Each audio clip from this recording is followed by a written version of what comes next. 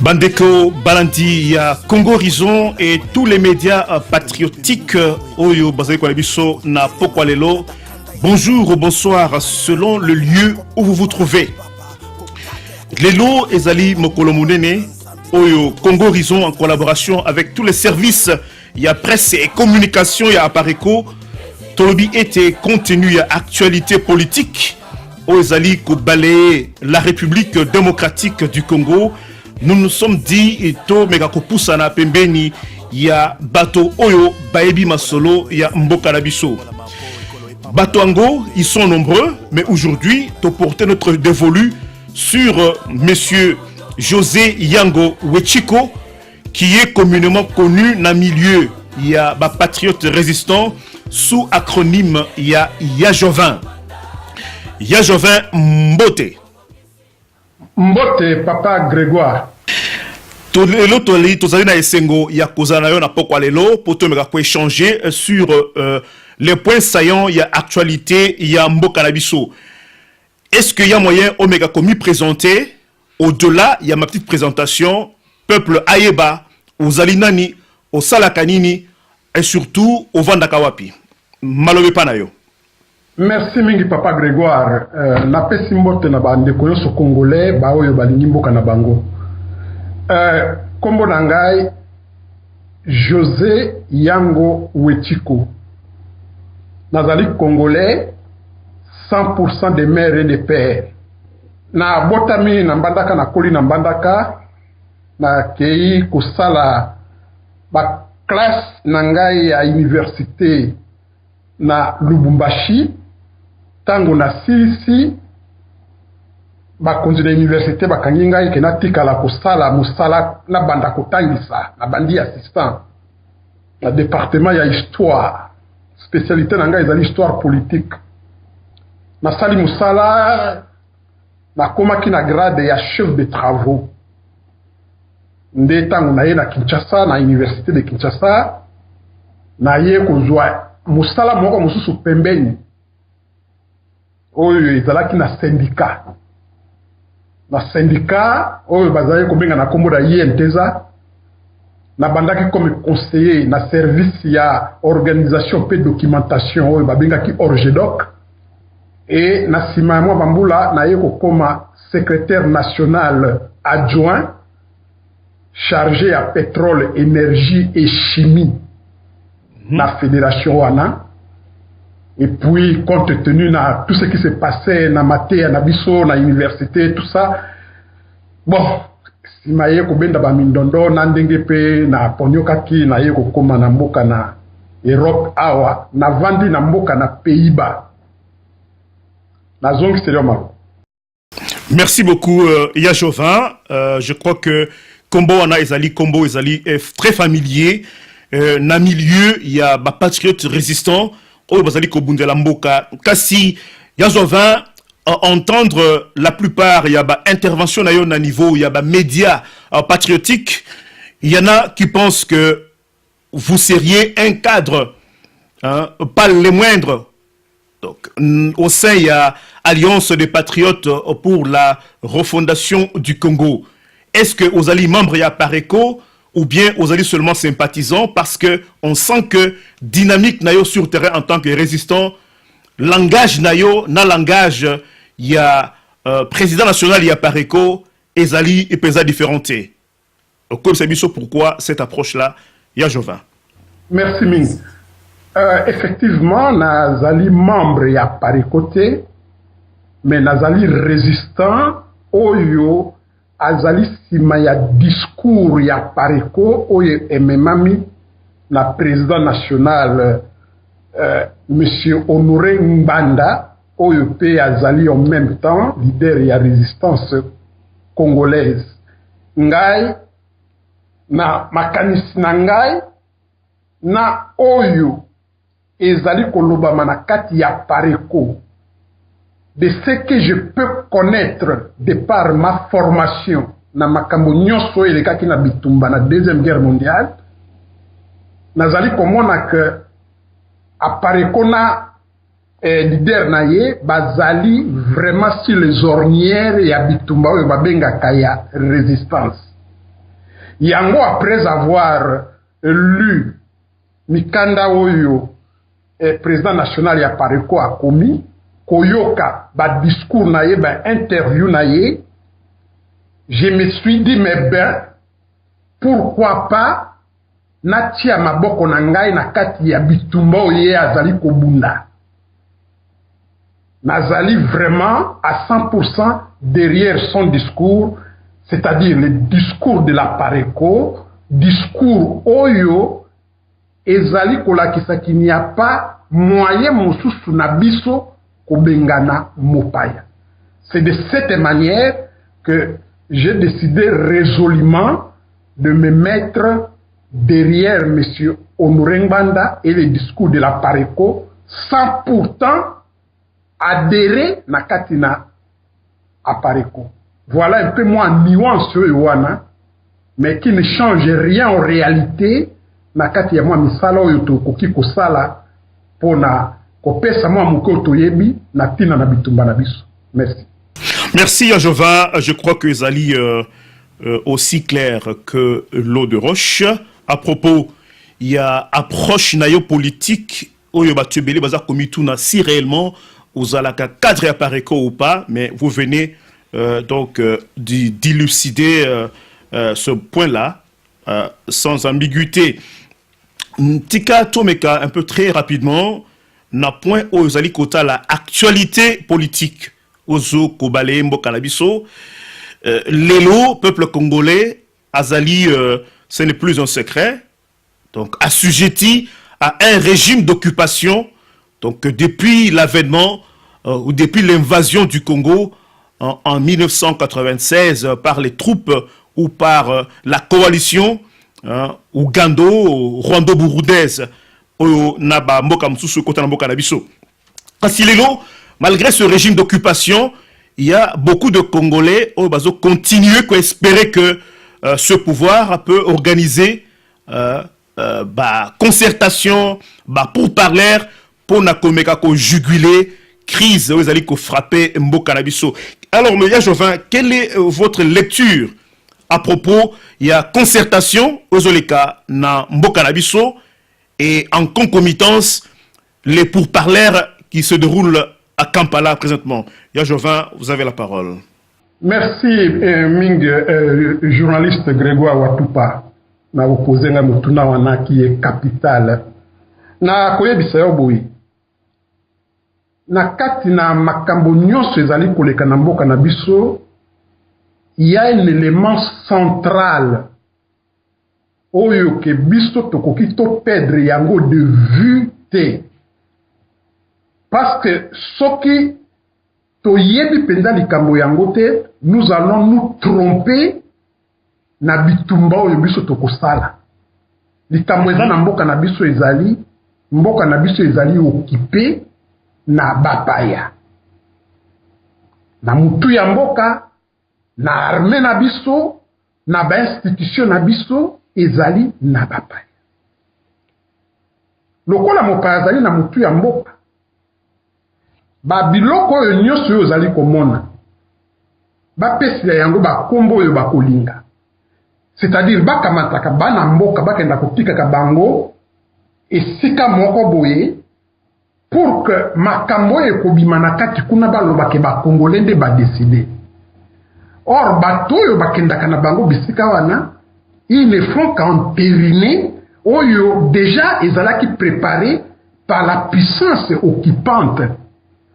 Tomonaki tango biso tozwaki indépendance na biso na 60. Tango Tshombe asali sécession na le 11 juillet 60. Il y a eu des négociations, des conférences, des concertations. Une fois, ebimaka ekendaka ti na Madagascar, excusez-moi, na Tananarive. Oui. Bakendaki kuna bakenda kolobela ndenge nini bakoki koluka kozongisa Tshombe na Katanga na kati ya giron congolais. Et ce qu'on moni situation wana ezalaki entre biso moko ba congolais na ba congolais. Mais avant to bima tokena na Madagascar, to baluki ba Kokla TV, to baluki ba Kitona, to baluki ba Lovanium. Et tant que qu'on se rendre compte que Tchombe ne peut pas amizongi saboye moko parce que Azali n'a pas soutien occidentaux, mingi batu ya union minière, la Société Générale de Belgique. Alors il faut passer par la force. Oyo Kassavubu, parce que le monde était déjà mort. Oyo Kassavubu, na premier ministre Oyazala Kileo, de manière que il faut ONU a changé but et mission naie, casque bleu sukoyo comme opérationnel babunda. Ndenge to monaki babundi mbala liboso na mois de mai 1962 babundi si ba mercenaires gagné bango et en novembre 62 babundi contre ba gendarme Katangé et puis le 14 janvier 1963 Tchombe a Sengi abandon to récupérer Mboka. Mais pour cette fois-ci ba concertation bazali kosala Bao ya badi sabeba wana nyoso c'est de la poudre aux yeux. Pour nanini parce que yango ezali processus d'endormissement alors que na même moment Rwanda principalement les Ougandais aussi et les autres bazali kokotisa ba élément na bango na kati na mboka pour na ko pourrir situation na biso de l'intérieur, baoyo ba okota na institution na biso, baoyo ba okota na armée na biso, baoyo ba koza na politique, ba pourrir situation de l'intérieur et ba terroriste ba koyaka na libanda à partir de ya Rwanda, ba ya na ba coup de semonce na bango wana pour na ko paralyser mboka mbala moko. Et nous surtout ekozala pour que ba retirer parti wana ya Kivu oyo ba bengi balkanisation, ba retirer yango et kende na Rwanda. Et cause la même processus lokola oyo ya Kosovo. Donc Papa Grégoire oyo nyonso oyo zali komona ezala ba concertation ezala ba oyo bakendaki na Addis Abeba kuna oyo basala liboso ba umoja soki combien ba mani soki combien nyonso ezali kaka na cadre ya kolalisa biso pongi.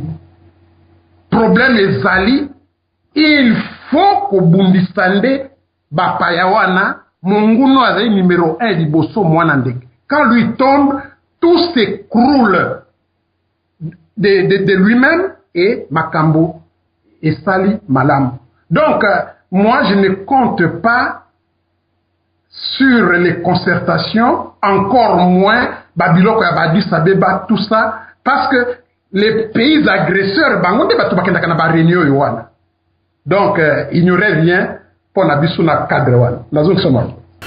Nazali un peu ko sauter ou ko rebondir sur réponse au Tigope Sassikoyo ya Jovin.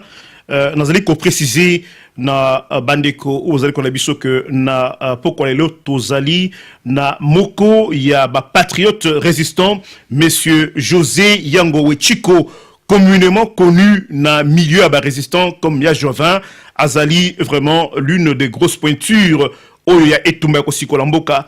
Alors avec lui ce soir Tolingi un peu Tomeka Kosola sur l'actualité politique ya Mboka ya République démocratique du Congo. Kasi ya Jovin, il y a quand même une frange ya bande konabiso au bazana kati ya classe politique na Mboka nabiso au bazali penza ko compter au moins sur initiative na zoa le cas il y a accord signé na Addis Abeba.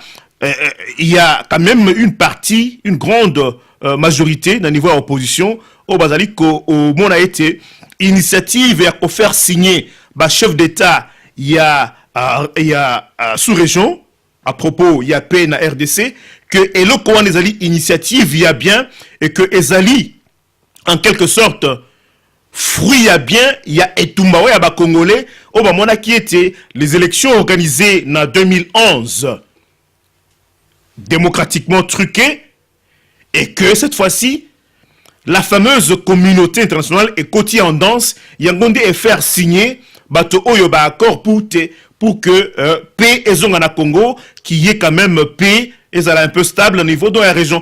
Comment est-ce que vous osali ko dénoncer même les accords d'Addis Abeba?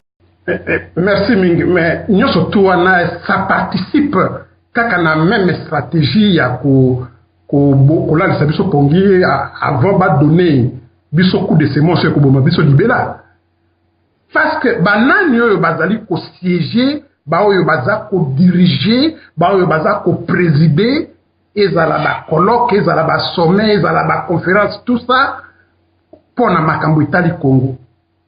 Ce sont les mêmes pays qui nous agressent. Vous ne trouverez pas une seule conférence au sommet, c'est-à-dire où ils ont réuni les chefs de l'État, où il n'y a pas Kagame et Museveni. Bazali na ba conférence wana nyoso. Écoutez, ils ne sont pas plus imbéciles que peut-être les Congolais que bango batu bazana conférence wana batu bango batu basimbi ba manette ya conférence wana et puis basala eloko e kozala des avantages na bango parce que baza ko tirer ba intérêt mingi na Congo. Rwanda zali ko lukazo mabele na Congo. Ils ne feront rien oye kozala na des avantages na bango. On comprendrait que ba chef de l'État neutre ba kamatelo ko ba patronner yango. Là, c'est autre chose. Mais on ne peut pas prendre des gens qui sont juges et partis. Et soi-disant, baza pour représenter Bissot. Parce que vous trouverez dans toutes ces comédies, Motoloko la Raymond Tshibanda. Mais Raymond Tshibanda, c'était un idiot utile. Un Congolais de surcroît, un Congolais parmi quand même. Mais c'est un idiot utile. C'est-à-dire que quelqu'un, azali kosala makambo ya mabe contre mboka na ye moko. Et il est utile pour les occupants. Tant que azali ko assumer na satisfaction ya occupant, rôle oyo bapesi, on le qualifie d'idiot utile. Et donc Raymond Tshibanda, je m'excuse, Jovin, nous précisons pour nos téléspectateurs et auditeurs, donc il y a Congo Horizon Média Plus, Raymond Tshibanda, Azali, ministre des Affaires étrangères, donc de la République démocratique du Congo. Exactement. Il y a signé un document en nyos et Azali Motoya Tangi. Yoso okamati les mêmes documents au Tangi yangolobi mais ndenge nini Raymond Tshibanda avait signé ce document au eza kote Kamboka. C'est pour dire que Babiloko wana nyoso eza na tina te. Quand le ver est dans le fruit, soko linyo sauver fruit wana, il faut bimisa ver wana na kati ya mbuma ya ndimo. Eza na procédure mosusu te. Et quand toza na kati ya occupation, Congolais nyoso ayebi yango. Cette fameuse communauté internationale, bangonde bayebaka yango banana libani. Et mais bokozwa même idée kokenda na ye na ba élection ndenge nini. En 2 secondes la Koloba, tant qu'il passe qui na Europe et Mobimba. Il n'y a pas eu une seule élection, même il y a des députés dans toute l'Europe occupée par l'Allemagne.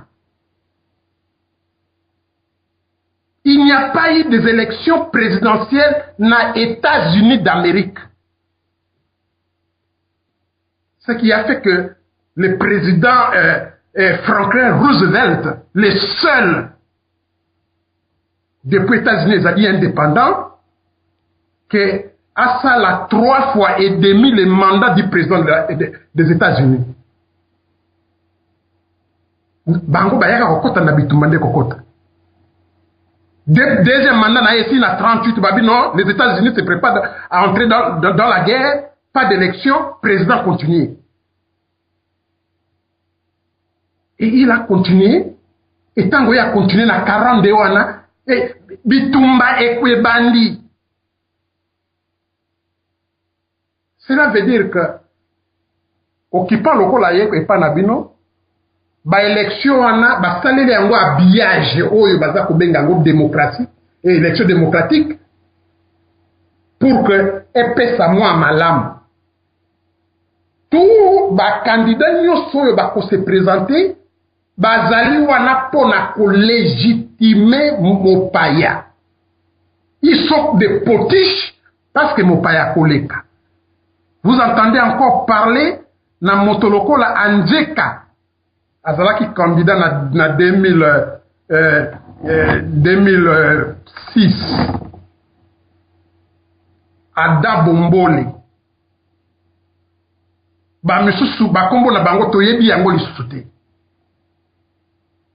Na 2011 la même chose. Cela veut dire que ezali kaka ndenge mosusu ya communauté internationale aloba que les élections étaient démocratiques, le peuple congolais avait voté. Voilà ce que cherche l'Occident. Et bakotinda ba chien aboyeur na bango, ils vont aboyer à longueur de journée les élections démocratiques, les élections démocratiques, les élections démocratiques. Pensant que en sirinant comme ça les mensonges, n'est pas comme ici en réalité. Mais biso en tant que des résistants, Oyo, toza pour reconnaître même pas ces élections, pas même ces institutions, pour Nabiso, situation est toujours na statu quo, c'est-à-dire pays Nabiso est occupé. Donc, Papa Grégoire, Babiloko Oyo wana nyonso, soki to sali yango, to sala yango bobele na avantage ya occupant Nabiso. Nani oyo na pesa exemple moko ya suka po na sukisa. Oui. Nani François Mwamba. François Mwamba tango Hippolyte Kanambe anoma qui est coordonnateur ya eloko moko ba bengisa ki yango soki mécanisme national ya suivi ya accord cadre ya Addis Abeba. Il a dit, je cite de mémoire, il avait dit être opposant aujourd'hui en République démocratique du Congo, cela veut dire si Joseph Kabila prend les choses en main, on les soutient. S'il ne le fait pas, on s'oppose. Voilà résumé toute la trahison Yao Yobazako Benga, l'opposition politique, c'est-à-dire des Congolais qui ont accepté de légitimer ce régime d'occupation. Et qu'est-ce que le monsieur Joseph Kabila, comme et ils ont l'habitude de l'appeler, a sali des positifs Oyo Bango Bazako soutenir. Mais quand tout le monde voit qu'il ne fait que de négatifs, tout ça, comment on a une réaction à Bangoté? Donc, il y a François Mwamba transfuge, il y a MLC, et que MLC, qui était considéré comme, donc, de fait, un parti politique, il y a Congolais, il y a Mwanamboka Jean-Pierre Bemba, mais aujourd'hui, ça a siégé dans la concertation à Kinshasa. Mais il ne faut pas oublier, MLC, c'est l'émanation ougandaise. Oui. Il y a cette dette morale. Jean-Pierre Bemba est le produit de Museveni. Museveni étant l'allié à Paul Kagame, il ne faut pas s'étonner que MLC et la Kisalelo, Namikolonalelo, toute sa collaboration avec le pouvoir occupant. Quand on est félon, c'est-à-dire traître à sa propre patrie, même si on au salamo hypocrisie, quelque part,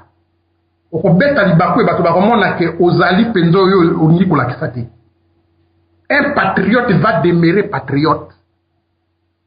Tandis qu'un collabo, akoluka asalo kwa kosakabino mais boza komona na ba mimiki na ye boza komona parfois na ndenge na ye ya ko raisonner bolobi oyo azali ya bisote quand boyebi ke moto wana azali occupant eloko nini ya malamu ya kosalela bino, c'est-à-dire soki azwi mbongo na bino 1 million apesi bino 10 000 wana nde asaleli bino eloko ya malamu. Qu'est-ce qu'on n'a pas chanté au peuple congolais pour parler de ces pongi, les 5 chantiers, qui en parle maintenant?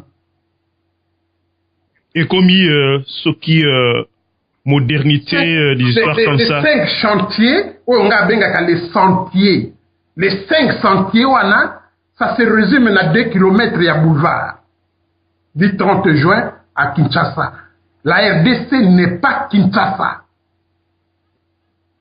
Et l'intérieur, et c'est comme les parents, quand ils vous font l'état, il y a mboko bango bavandi, mais vous n'en croirez pas vos oreilles. Baye ko bingo la lisusu, babimisi yango la révolution de la modernité. C'est-à-dire que bayebi ke biso ba congolais tolingi ba slogan, tolingi ba mot, il faut que tu aies moi un mot moko pour que ba congolais ba sepela nango quand bien même que baza komona ba effecté. Et voilà, na niveau biso tokomi 5 sentiers, l'échec total. Modernité, ce qui modernité na bango wana, échec total. Donc Papa Grégoire, il ne faut pas compter sur ça. Il faut que bisson des peuples congolais totalement pour prendre les choses en main. Il n'y a pas un autre moyen que celui-là. Oui, Jovan, merci parce qu'il y a beaucoup de nos correspondants, surtout téléspectateurs, Moussou Bazali Kokoma, donc Kotunabi, mais Bino ou Bozali Komi Benga résistant, vous ne faites que critiquer, hein, vous ne faites que critiquer, alors que souvent la critique est aisée. Mais et le Koni Bozali ko proposer, donc à la place, parce que Bande Kebele, Bozali ko espérer que leur président actuel a bengisi ba Congolais que ba problème nyo sobino bozala kanango o bobeta kamasolo na nkuku boya bovande sikamoko pona koluka, c'est que eux appellent la cohésion nationale, et surtout avec le danger permanent et imminent ya balkanisation mboka na biso ozali lopeza natina te ya co-présenté batoso bayebi les ambitions belliqueuses. Il y a bamoko banzinga na biso, notamment le Burundi, l'Ouganda et le Rwanda, oyo balingi bakata eteni, il y a Congo na biso ya est bakata yango ba annexer na bamboka na bango, compte tenu il y a ba ressources naturelles aux allez continue na kati ya mabele o ya mboka na biso na est. Alors mais qu'est-ce que la résistance propose à la place? C'est ça la question. Oyo bandeko bazo continuer ko komela. Donc Congo Horizon, il y a Jovan aux anneaux. Merci Ming. Voilà, nous nous trompons des concepts. Tout ça qu'on s'est trompé des concepts, pourquoi? Parce qu'on ne parle de la résistance que Soki Mupayazali. Au comment on a un régime à Mobutu, même Tshisekedi a prononcé comme Tekaza résistant. Et cohésion nationale, oui, c'est une bonne chose. Mais entre les Congolais, il n'y a pas de problème quand il y a ba tribu na ba tribu ou bien ba province na ba province. Tout le monde a kandé ba relan raciste, xénophobe, lokola oyo ya kiungu kwa kumwanza kuna na Katanga oyo ya lingaka kubengana les Kassaïens comme si les Kassaïens n'étaient pas des Congolais. Ndenge otomonaki dans les années 60-65, oyo bitumbezalaki entre les Baluba et les Lulua, nakati ya Luabu na Kananga. Mais présentement, makambo wana epa na biso ezalité. Biso nde tozali attaqué par des Rwandais. Même babota n'est pas na biso. Il faut, là c'est la différence. Oui. En histoire, il y a une différence nette entre être natif na être originaire. Moto nyose pa yo botami ozali natif. Oza natif ya Paris, natif ya Londres, natif ya Pékin, oza natif. Mais vous n'en êtes pas par ce fait-là originaire. À moins que vous soyez né, et si quand vous allez berceau ya origine, c'est-à-dire, ba parents na yo, ba koko na yo, ba koko ya ba koko na yo, ya ba koko ya ba... Il faut remonter très loin, et c'est comme balobi que origine ya moto ezawana. Oui. Les Rwandais qui sont venus chez nous, qui sont nés chez nous comme des Camérés, il est natif de Bukavu. Il n'est pas originaire de Bukavu. Lui, il est Rwandais, il est originaire du Rwanda. Parce que ses parents, ses grands-parents, arrière-grands-parents, arrière-arrière-grands-parents, tout ce que vous voudrez, vous remontez. Na ba origine ya famille nae, tous sont des Rwandais. Et bato yo wana sikoyo nde balingi ba boto la biso mabele ba s'approprier neloko wana. Ba yela ki biso concept ya Banyamulenge. On leur a démontré que concept wana ça ne tient pas. Nous avons donné tous les exemples, toutes les explications. Ba moni que et qu'on tenir te ba yeli eloko moko pour dire de tous Congolais. Il n'y a pas de tous Congolais na kati ya Congo comme il n'y a pas de Mongo Congolais. Donc, et pas na biso tribu moto nyonso azali koloba nkota oyo ya ye yango nde baza kobengela ye yango.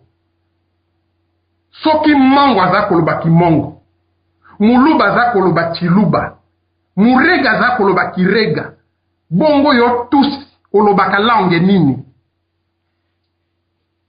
Ozala na Congo ou ailleurs, vous parlez le Kinyarwanda. Kinyarwanda ezali tribu moko te ya Congo. Voilà le problème. Bah moni que ça ne tient pas, bah dimi ce concept mosusu, il y a Congolais d'expression rwandophone. C'est-à-dire tous les travaux que les experts linguistiques, Basalaki, professeur Noam Chomsky, professeur Grendel, professeur de Greenberg, pour classifier des langues africaines, pour Bango, tout ça ne compte pas. Et au Congo, il n'y a pas une seule population d'expression rwandophone. Mais il y a Jovin, donc à ce niveau-là, il y a quand même une vidéo qui circule sur le net. Il y a l'un des bishops ou des pasteurs, il y a Bambo Kanabiso, Oyo Azali ko confirmer que Banyarwanda Bazali Bato ya Mboka Nabiso. Donc là, ça sort de la bouche d'un Congolais, mais pas le moindre. Azali là, ya Bato O Bazali ko Kamba Mangoma Nabiso ya église. Azali ko confirmer devant caméra ya Mokili que frontière au hérita la colonisation, Azali frontière injuste. Donc presque le même discours que Azali tenu par occupant à Congo. Quelle est votre perception de cette approche-là d'un Congolais? Mais c'est ça, c'est que je disais que au lieu qu'on répétait à l'envie mensonge, ce n'est pas pour ça qu'il y a eu comme la vérité. Galilée disait que c'est la terre qui tourne autour du soleil. Les catholiques n'attendent très puissant, non, c'est le soleil qui tourne autour de la terre. Côté na résidence surveillée, ndenge ya kufaki. Et le Polonais qui, comment il s'appelle, Copernic, a confirmé Malobaya Galilée. Les loyaux, c'est tout le monde qui dit que c'est la terre qui tourne autour du soleil. Les catholiques, na début du 19e siècle, baye ko ça la mea culpa, balobi oui, Galilée avait raison.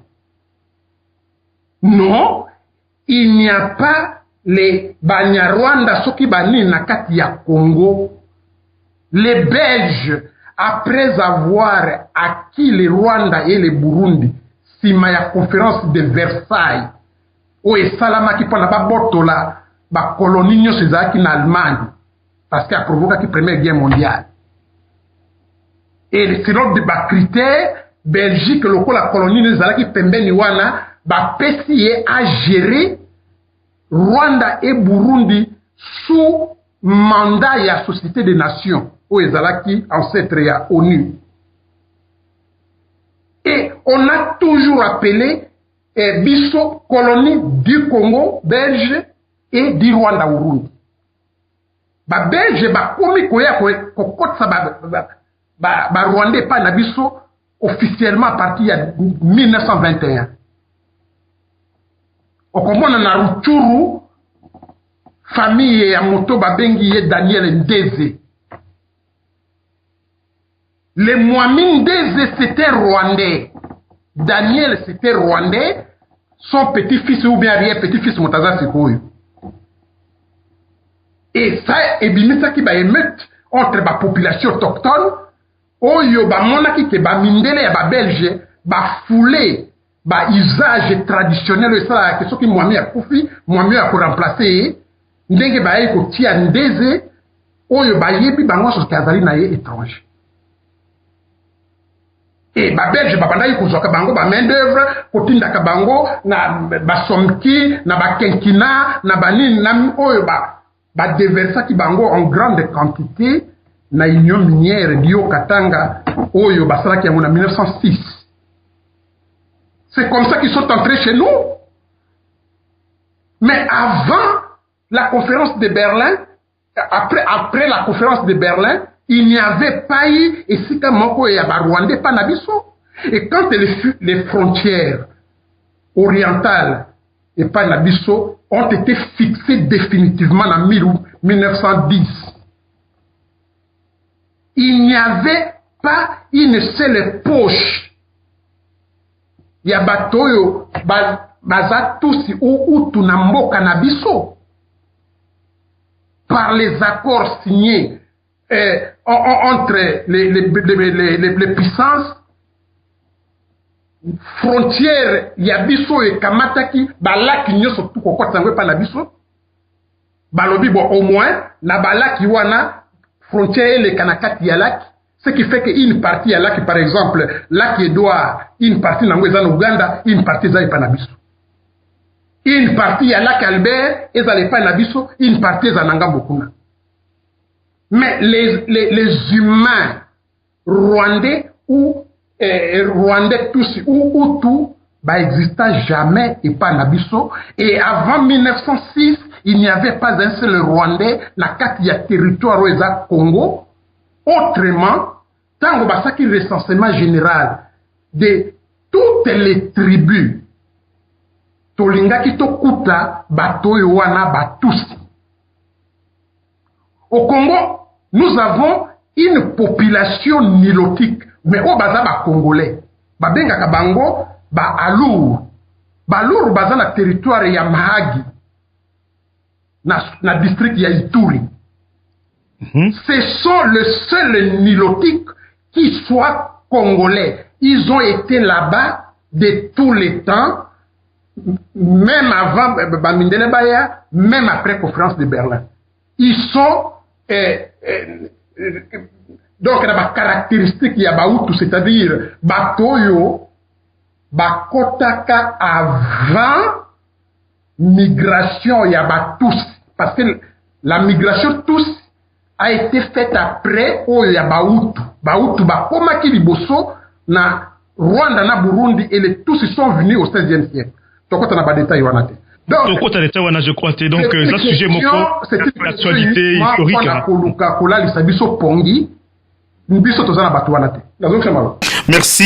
Merci à Jovin, donc monsieur Yango Wechiko, de vrai nom, mais connu na patriote résistant comme ya Jovin, tous allez na Pokwalelo pour Ameka ko éclairer la lanterne de l'opinion tant nationale qu'internationale sur Congo Horizon Média Plus, tokomi kotendre presque nasuka ya ete nabiso ya Pokwalelo Kasi bien avant ça, surtout au regard, il y a un outil qu'on décrire à propos, il y a actualité politique, il y a Mbokanabiso, la République démocratique du Congo. Tikana mek un peu ko tunayo. Alors, quel est votre message? Message d'ineko ko lancé na population congolaise. Ezala bao bazana diaspora, ezala bao bazana katia Mbokanabiso. Qui dit population, nous sous-entendons aussi population civile et militaire. Aux un message nini, il y a copé ça, la bande Konabiso, au regard, il y a danger aux allées guetter la République démocratique du Congo. Il y a Jovin. Merci mingi papa Grégoire. Avant na pesa message wana na nina répondre na moi question na yo muke parce que c'est très important o yotali ke ba résistant baza ko bunda na libanda. Allez-y. Papa Grégoire, les mots na politique nde nalinga koloba mingi eza na ba sens na yango. Même soki toza komona o eza kondongbana na bamboka mosusu na mokona lelo, bien que ezali te occupation. Tomoni Syrie. Personne ne viendra vous dire que tous les Syriens du monde entier bangonye surtout bazongi kuna na Syrie bakenda kobundisa Bachar el-Assad. Et ça l'a quitté na kati na Égypte, et ça l'a quitté na kati na Tunisie, et ça l'a jamais na Cuba, et ça l'a jamais na Tibet, et ça l'a makate. Et ezalaka toujours na bateau bazali banda. Bateau bazali banda lokola bango bazali libre. Ce sont eux qui donnent toutes les informations ezali ko gêner occupation. C'est ce que De Gaulle avait fait. Pour nani De Gaulle a kimaki na Londres. Évidemment bazali ko menacer, c'est-à-dire liberté na ya koloba et banda yiko s'amenuiser à Kimi na Brazzaville. À ça, le discours à l'objet Brazzaville est comme capitale, il y a France est libre. Et à bandi ko pesa ba discours. Banani yoyo baza ko fournir sikoyo la communauté internationale na ba information sur la Syrie. Oyo babengaka l'observatoire syrien des droits de l'homme. Ezali ba Syrio baza na Londres wana. La tête na bango, ce sont des commerçants syriens qui, avant le déclenchement de la guerre civile na Syrie, ils étaient des anonymes commerçants. Mais bango baza ko sa travail wana ya ko déstabiliser Bachar el-Assad. C'est ce que nous faisons ici. S'il n'y avait pas cette résistance extérieure, kuna na mboka makambo si la kala, c'est-à-dire que qui voit les sekenda depuis longtemps. Et heureusement pour nous Congolais que la résistance extérieure na biso eza ko sala musala ya koleka. Peut-être biso moko ba Congolais toza ko minimiser yango parce que toza na posa ko minimiser mingi, toza ko mona munene nango te. Mais bato baza ko mona munene nango oyo pe bazali kuna ba kolabo et les Rwandais basambela kaka ke résistance oyo ekufa. Message nini na kopesa papa? Message zali pobele moko que ezala ba militaire, ezala ba civil, soki to croiser maboko mwana wana akoumela, c'est-à-dire tant que objectif final na bango ya kozwa Kivu na salamité ya kozala kakawana. Vous comprenez que Jeannette Kanambe oya yebanite akenda kotia candidature na ye na Tanganyika abattre autochtone ya Tanganyika na bavoie soki 6 millions soki en fait 6 000 soki nini Zoé akenda ko gagner un originaire ya Puerto lobi na tongo soki bayebisi biso ke Jeannette akomi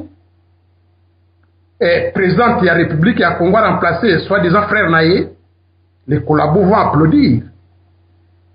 Mais pour na bakoma na niveau wana te peuple congolais, il faut tondima tous se sacrifier. Kaka ba bazana mboka ndeke ba se sacrifier ka partout na mokili. C'est-à-dire, il faut nous soulever. Le 4 janvier, c'était des civils. Ce n'était pas des militaires. Mais ce que ça dit que les militaires vont se soulever. Les militaires vont salaki le 5 juillet na Mbazangungu. Oyo, après l'indépendance, le 5 juillet 60, Bassali mutinerie parce que le général Émile Janssen Salobi, avant l'indépendance et après l'indépendance, ndenge moko la ko changer les athées. Mais pas na biso situation ba militaire et comme ils sont des pires que les kandenge zalaka liboso. Mais ba se mutiner, ba se révolter, population akoya simana bango. Il n'y a pas moyen mosusu ya kosala bobele oyo wana. Et comme les collabos de tous les temps bazalaka na bango, ce qui va montrer que rapport de force de bandits comme inégal, ce sont les collabos qui prendront leur jambe au cou, bateau ya liboso. Et toko récupérer mboka. Oyo nyonso ezali kosala mawana, baka mataka mbongo na biso moko, ba korompaka bino. Siko toza koloba, ba enseignant bazana grève. Ba médecin baza na grève, ba ki sezate na ba hôpitaux, ba to bazate na biloko akolia. Mais baka matane fiske $50 o baza ko pesa bango, baka ko pesa bato mosusu kuna, baka nda ko entériner oyo ezali stratégie ba Rwandais basalaki entre Kagame, Museveni na Hippolyte Kanambe, ba pesa ba Congolais ba signer po ba lobake ba Congolais nde ba signaki.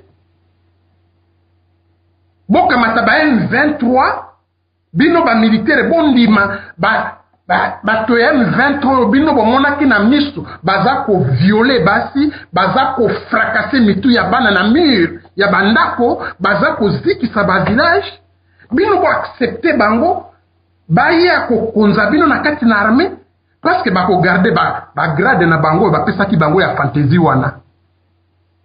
Bongo yo colonel congolais, oyo sali 20 ans na service militaire.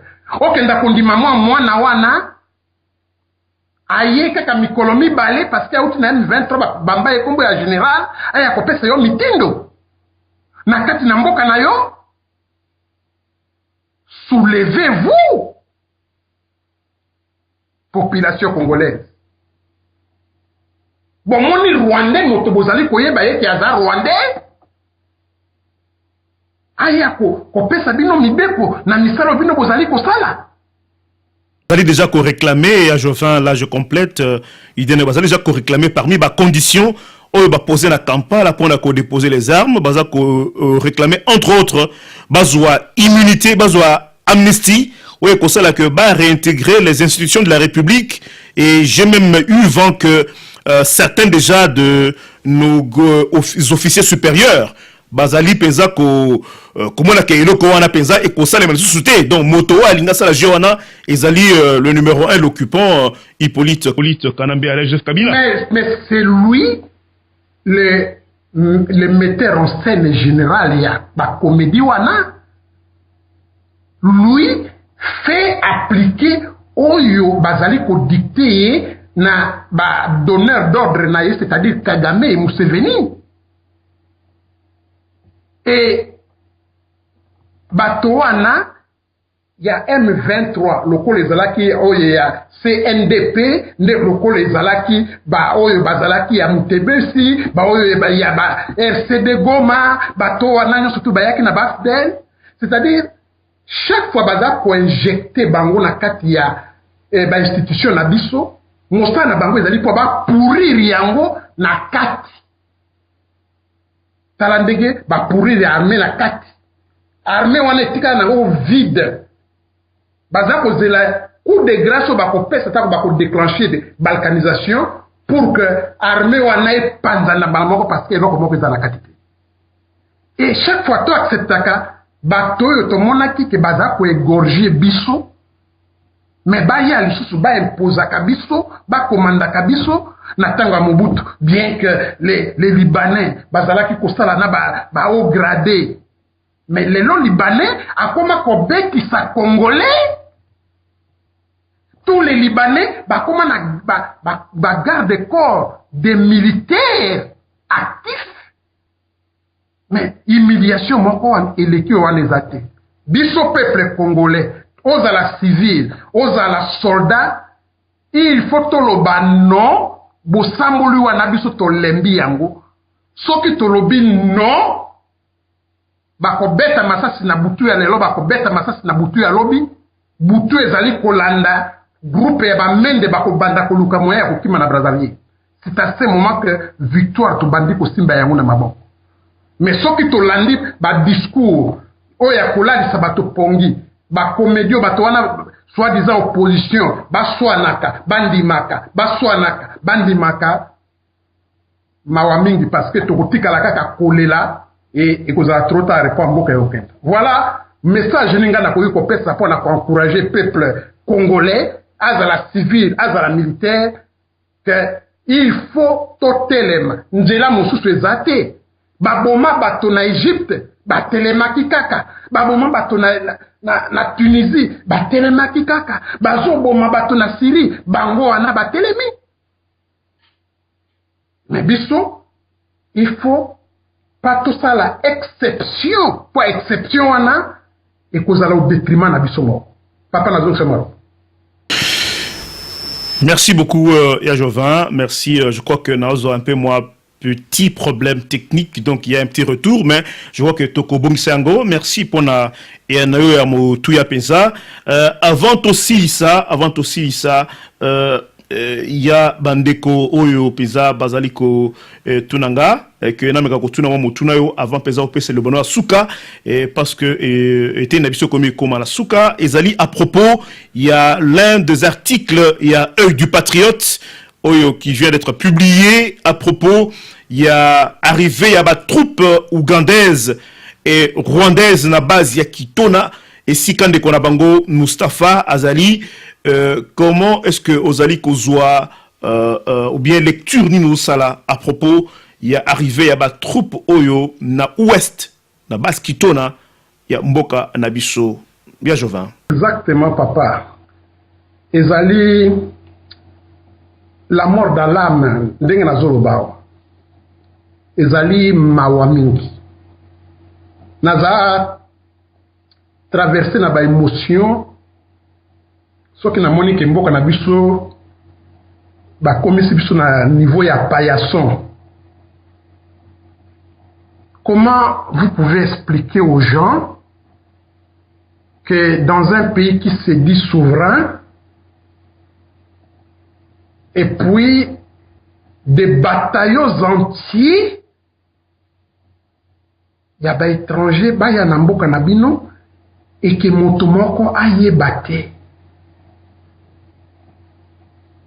Ezali impossible. C'est-à-dire chaîne ya complicité wana eza munene mingi. Moi je connais très très bien la petite ville de Mwanda. Aéroport wana na bango na kita soki combien de fois je ne sais pas. Bataillon misato ya bato soki ba kiti wana okomona même été moi bâtiment ya aérodrome wana. Vous ne verrez même pas même piste d'atterrissage, les tarmacs n'en parlons pas. Trois bataillons ba quitté, ba rotation na butu ya avion, pe motomoka moni bangote, banda commandant ya gendarmerie ya Mwanda, commissaire de zone ya Mwanda, commissaire de police ya Mwanda, et balongwa na aérodrome ya Mwanda, bakenda kuna na Kitona, motoamona bangote. Comme on nous raconte, l'avion wana euti kuna na Rwanda. Bongo, l'aéroport Nabiso est intercepté qu'il y a des appareils qui survolent l'espace aérien congolais. L'aéroport de Bukavu n'a pas vu Oya Kisangani et Moni Yangote, Oya Kinshasa, tout près. Et Moni Yangote, même Oya Matadi et Moni Yangote, l'avion est quitté. Aéroport wana basala yango te po ekitaka na butu même ndenge ba faire éclairer ba piste d'atterrissage bato baza komona te et ba convoi ya mandoki euti na Kinshasa et katisi banzela wana ti ele komi na boma ele kiti komi na mwanda et puis kitona et que personne ne sache que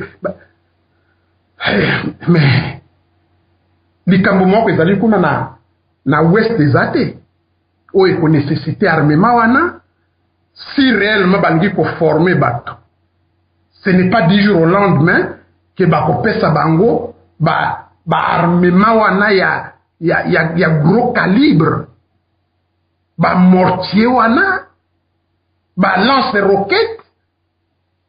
Est-ce que ce n'est pas une préparation d'un massacre ou est ça la diversion que baboma bato na ouest quand tous les Congolais auront les yeux braqués na ouest kuna les Rwandais les terroristes wana basala oyo bangi basala na est kuna pour accélérer le processus ya balkanisation.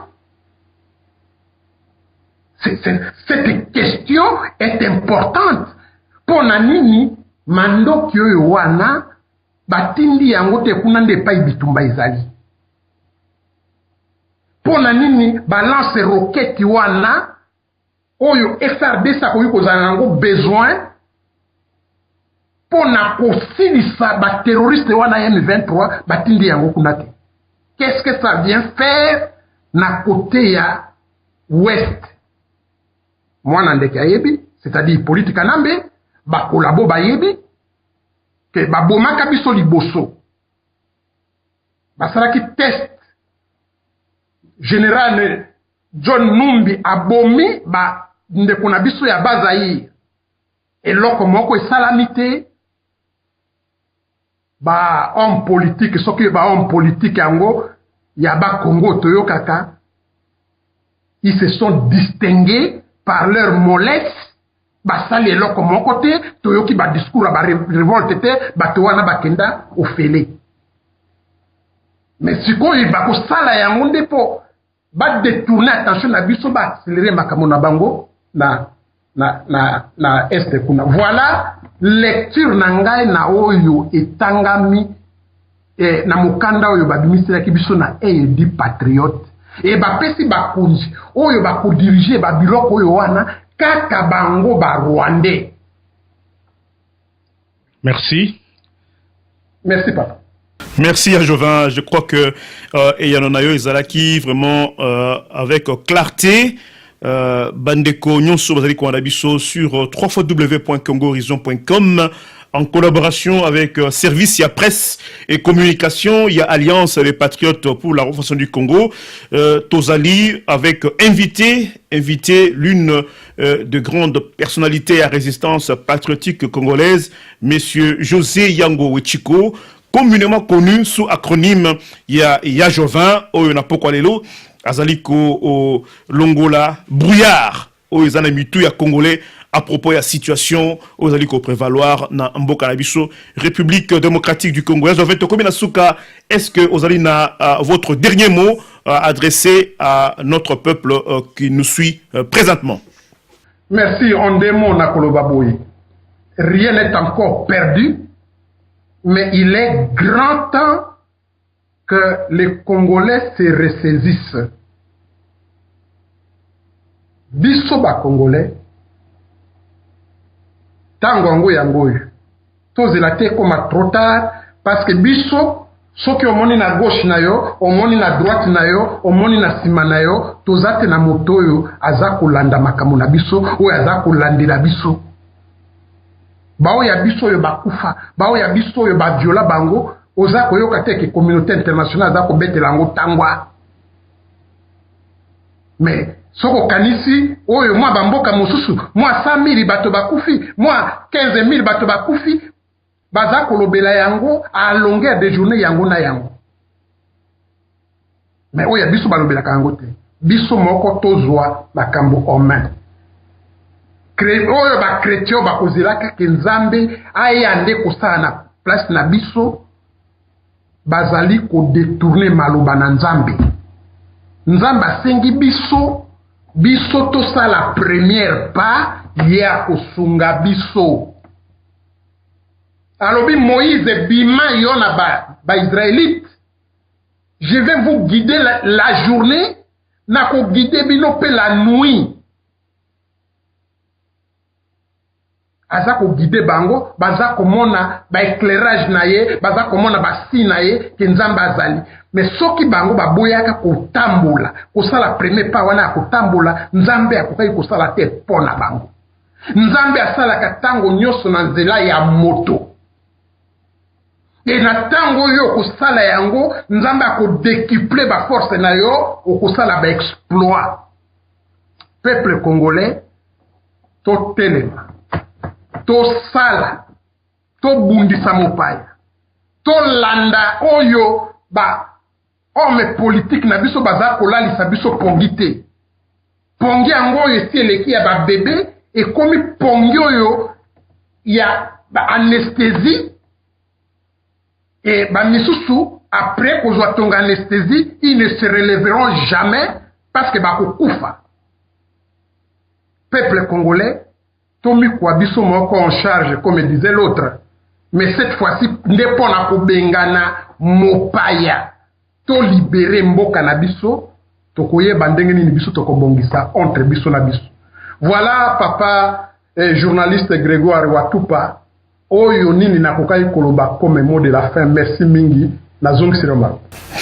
Merci mingi ya Jovin, merci patriote résistant avéré oyo a consacré qui tanaelelo tayamotuya pour que ameka ko solola na peuple congolais à propos de la situation calamiteuse aux aliko olika namboka na biso, situation qui n'est plus à décrire, qui n'est plus donc à exposer. Bataillon Sobayebi était Mbokanabiso ezali sous occupation et comme actualité ezali pleine de rebondissements, Toloba qui était l'élo tomega ko échanger avec des Konabiso, monsieur José Yango Wechiko ya Jovin o ameki ko solo na biso apoko alelo makambo etali ba concertation politique que ça commis se dérouler en ce moment à Kinshasa, la capitale, et Tomeki en même temps Kolobela, les pourparlers de Kampala, et en même temps approche les patriotes et résistants vis-à-vis il y a enjeu Oyo, et Tomeki en même temps Kolakisa le peuple congolais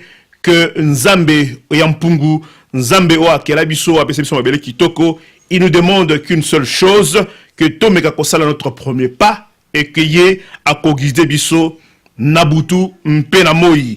Tokomi Nasuka a été Nabiso Pokalelo. Merci à tous ceux-là qui étaient branchés sur www.congohorizon.com. Ce soir, en collaboration avec Service, il y a Presse et Communication, il y a Apareco. Nous saisissons cette occasion pour remercier le leader, il y a Résistance patriotique congolaise, M. Honoreng Banda Zamboko Atumba. Oyo alobi na peuple congolais que y ait jamais akoki ko pactiser avec Bapaya Akobunda Elongo na peuple congolais Kino Teko Sikola Mboka Yabankoko. Je n'ai pas oublié tout cela qui se trouve dans toutes les structures donc administratives, naba structure ya terrain, obazo bunda kati, il y a Alliance des patriotes pour la refondation du Congo apparaît en sigle, dans le copé Sévignon Sombote Kubanda na cabinet Mokonzi, na secrétariat général, na secrétariat national exécutif, na président régionaux, président territoriaux, président urbain, Oyo Bazali, toujours Kolika ete Elongo na monsieur Noring Manazamboko Atumba Toko Sikola Mboka na Bankoko et tous les téléspectateurs et auditeurs qui branchaient sur l'agence audiovisuelle il y a Résistance patriotique congolaise Congo Horizon Média Plus Tozali Kopé Sabino Nyonso Mbote et surtout Esika Bozali Grégoire Watupa vous dit peace, au revoir.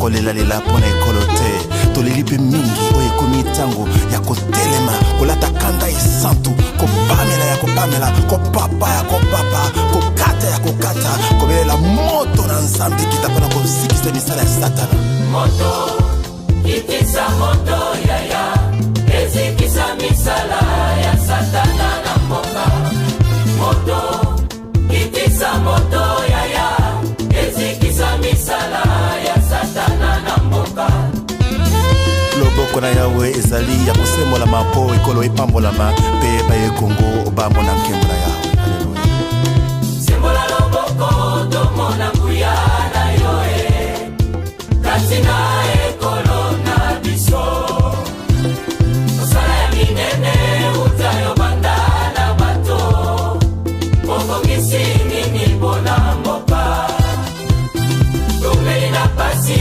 ya eton kutu yaka tobandela elongo na yoe yaka mokonzi yaka tobandela kotonga ekolo elongo na yo tala etuluku ya bansomi ya kongo batelemi mpona koyamba lipamboli kote epai na yo sembola loboko na ekolo tolingi tomona embo na yo sembola loboko na ekolo tolingi tomona embo sembola loboko tomona nguya tobebisa misala ya satana na mboka makila ma yesu mapetola ekolo mabebisa misala ya satana na mboka sembola loboko tomona nguya tobebisa misala ya satana na mboka makila ma yesu mapetola ekolo